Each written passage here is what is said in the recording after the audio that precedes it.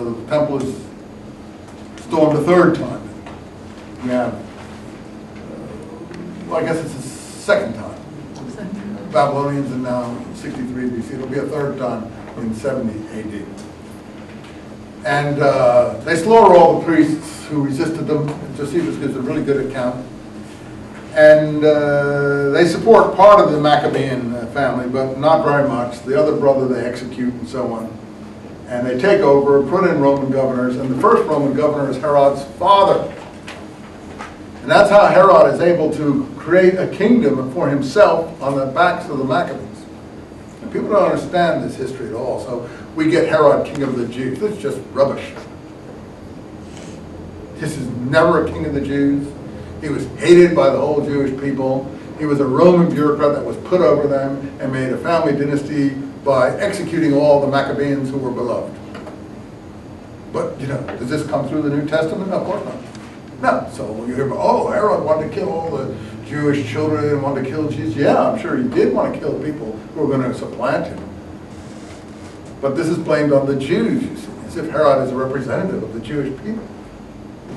This is all, you know, that's why one has to really, I'm not trying to be apologetic here. I'm trying to, you know, trying to give some sorted out properly. So this has all been obfuscated by this literature.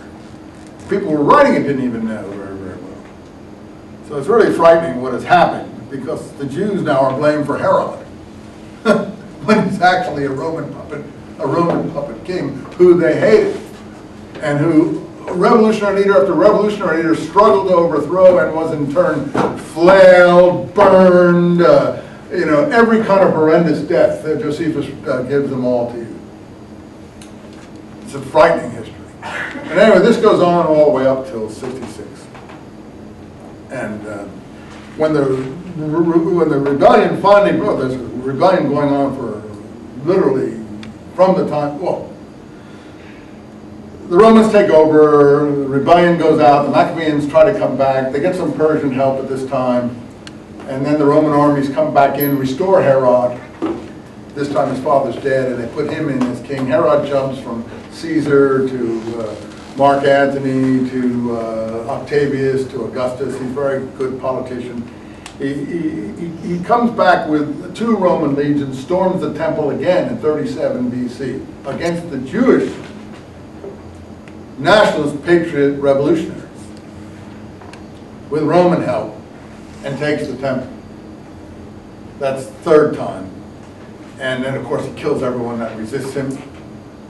When he dies, there's more uprisings, 4 BC, and huge unrest. And the Romans finally put a governor in 7 AD. That's the census that they take, that Jesus' birth is dated by. That's in Josephus, 6 to 7 AD. They make a census because they've taken over the country totally. Before that, the Rhodians were the Roman tax collectors in Palestine, which is why Jesus is portrayed in the New Testament as sitting with tax collectors and sinners, because he's portrayed as accepting such people. I don't think he did. Certainly no Jewish Messianic leader ever did. That's one of the issues you have from an overseas presentation of Jewish Messianism with a native presentation of Jewish Messianism. And the native presentation of Jewish Messianism is in the Dead Sea Scrolls. So the Dead Sea Scrolls are sort of like something that we discovered in 48 in the caves along the Dead Sea, which are like a time capsule into the past. But these are actual records that were put in the caves at the time of the war against Rome in 70 AD. And so they give you a history of the period. It's hard to decipher, obviously, but it can give you a picture of the period, which has not gone through the editorial processes of the Roman Empire. I don't want to hurt your feelings, but the Gospels, as we have them, have gone through the editorial processes of the Roman Empire, which is why Roman governors are portrayed fairly, not neutrally, even positive. Herod and Herodian kings. Herod doesn't want to kill John the Baptist. A woman does a sexy dance and gets him to do it. Well, yeah, only Josephus has the real story. Herod killed John the Baptist because he was afraid. He was so popular among the people that the people would do anything he might suggest, and he thought that he would suggest a revolt, and therefore, lest he be sorry afterward at his kindness, he had John executed, and nothing about a woman dancing or anything like that. So, you know, this is the history you have to weigh. It's tough stuff. I'm going to do it in my historical Jesus class with you guys. It's very few people deal with it. Jews don't know it. Christians don't know it. Muslims certainly don't know it. So we're in a huge well of ignorance. But for a start, even though Josephus is a I don't know what to call him, a scumbag, he still gives you the history of the period from his own perspective. And he has an encyclopedic control because he was a Roman interrogator of prisoners. He'd gone over to the Roman side and he knew everything. He was an intelligence officer. And he lays it all out, and he's got a huge, I mean, we know more about this period from his writings than we know about any period since, until maybe about, 16, 1700s. When we get into serious printing and printing presses and written history. But I mean, we have a vast amount of information from his writing of this one period, interestingly enough. Okay, in any event, I'm losing the focus, but the point is Herod is there, the people are against him, they're against his descendants. He's executed all the Maccabeans. The few he hasn't, the last Maccabean priestly claimant, the people wept when he put on the high priestly robes, because the Maccabeans were priest kings. And he was, I think, 13 years old or something like that. And Herod then took him down to his pool in Jericho and had him drowned.